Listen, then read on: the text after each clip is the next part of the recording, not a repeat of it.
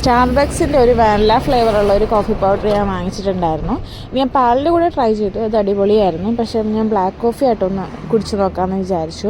പക്ഷേ അതത്ര എനിക്കത്ര അതിൻ്റെ ടേസ്റ്റ് അങ്ങോട്ട് ഇഷ്ടമായില്ല.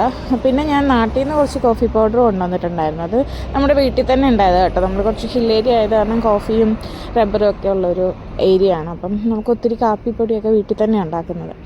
അപ്പോൾ അതും ഞാൻ കുറച്ച് മിക്സ് ചെയ്തപ്പോഴേക്കും ബെറ്ററായിരുന്നു, കുടിക്കാൻ പറ്റി. പക്ഷേ എന്നാലും നമ്മൾ നോർമലി ഞാൻ കുടിക്കുന്ന ബ്ലാക്ക് കോഫീൻ്റെ ഒരു ടേസ്റ്റ് എനിക്ക് അതാണ് കൂടുതൽ ഇഷ്ടമായത്. പക്ഷേ ഇത് പാലിൻ്റെ കൂടെ അടിപൊളിയാണ് കേട്ടോ.